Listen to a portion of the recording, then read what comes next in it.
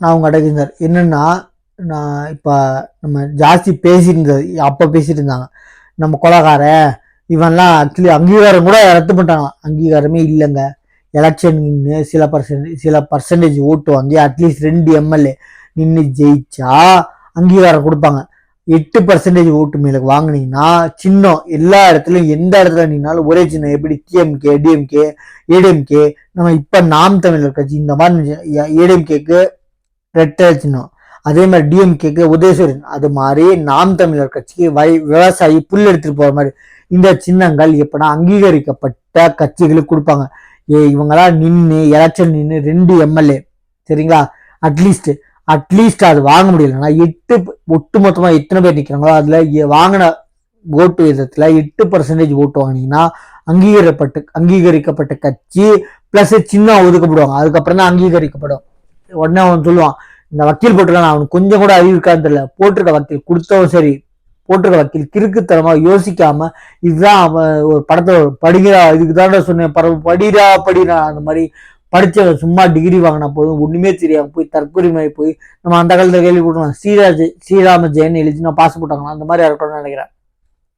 அந்த வக்கீலுக்கு வில்சனும் சரி, நம்ம தமிழ்நாடு அரசு வழக்கறிஞர் இவனும் தற்காலிக உத்தரவு கேள்வி திடீர்னு நீங்க வாங்கினதே தற்காலிக உத்தரவு இதுல மதுரை உயர் நீதிமன்றத்துல. அதுல அப்பீல் போகும்போது சாதாரண பொதுமக்களுக்கு இல்லைங்க, ஒரு கொலை தண்டனை மட்டும்தான்.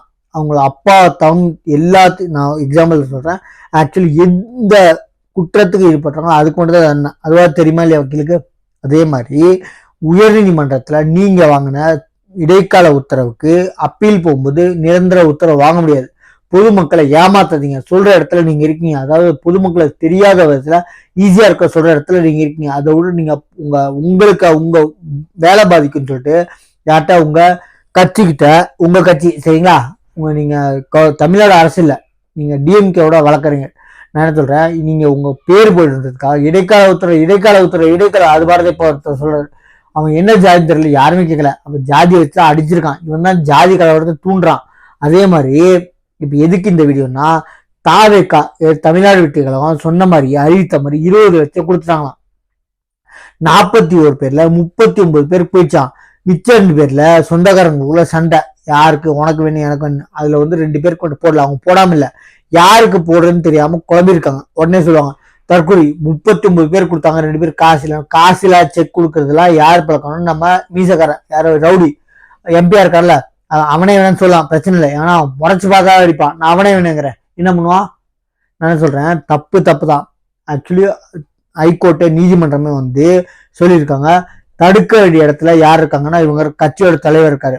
அதை விட்டு முறைச்சு பார்த்து அடிச்சா அவன் என்ன ஜாதி, அப்ப ஒருத்தர் கேட்கிறாரு என்ன ஜாதின்னு தெரிஞ்சா இன்னொரு நாள் ரெடி சேர்த்து சொல்லுமா, இல்ல நீ என்ன ஜாதின்னு கேட்டுதான் அடிச்சா, நீ சொல்றத பார்த்தா அப்படிதான் இருக்கு, ஜாதி கலவரத்தை தூண்டுற மாதிரி இருக்கு, அவனே என்னன்னு சொல்லலாம், பிரச்சனை இல்லை. அவன் போஸ்டிங் மட்டும்தான் மரியாதை. அவன் போஸ்டிங் பத்தி பேசும்போது மரியாதை கொடுத்து பேசுங்க. இவனுக்கெல்லாம் மரியாதை இல்லை. ஏன்னு பாத்தீங்கன்னா ஒரு ரவுடி வச்சுன்னா இவனே சொல்லியிருக்கான், இந்த கட்சி இல்லாம நாங்க இல்லாம இந்த கட்சி இல்லைன்னா ரவுடி இல்லாம கூலிப்படை இல்லாம மெயின் தலை ரவுடி இல்லை. அது மாதிரி அராஜக கட்சிக்கு இந்த கூட்டணி வேணும், இந்த கூட்டணிக்கு அராஜக கட்சி வேணும், அதுதான் சொல்றா வெளிப்படையா. அதே மாதிரி 41 பேருக்கு 39 பேருக்கு வந்துருச்சு. 2 பேருக்கு வரலன்னா ஏன் தற்கொலைகள், இந்த 2 பேருக்கு வரலன்னு விவாதிக்கிறாங்க.